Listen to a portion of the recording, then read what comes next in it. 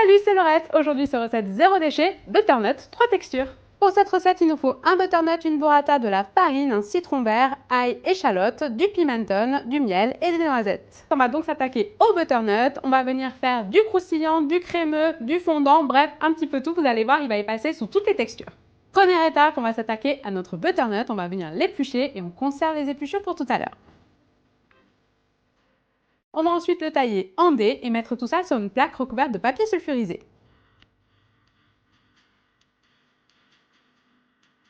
On rajoute une échalote coupée grossièrement et une tête d'ail coupée en deux.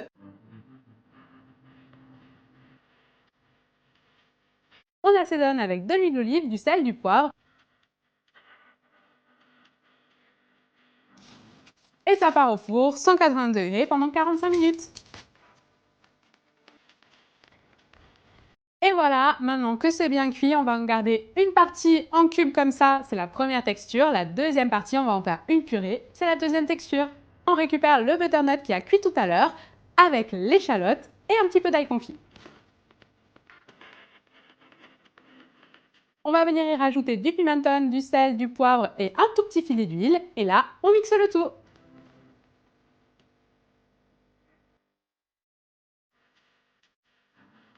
Troisième étape de la recette, on va venir faire les chips avec les épluchures. Pour ça, on vient les passer dans de la farine et on va venir les faire frire.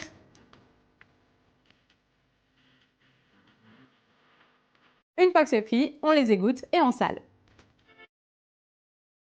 Dernière étape, on prépare un petit condiment. On va venir mettre des noisettes, du miel, le jus et le zeste d'un citron vert, un petit peu de pimenton dans un mortier.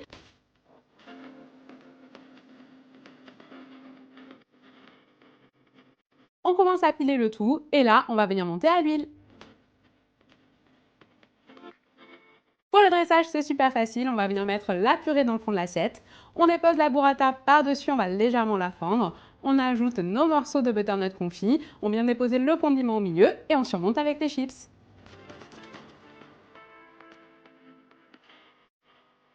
Et voilà, la recette est maintenant terminée. J'espère que ça vous a donné envie de la faire à la maison et je vous dis à très vite pour une nouvelle recette. Ciao!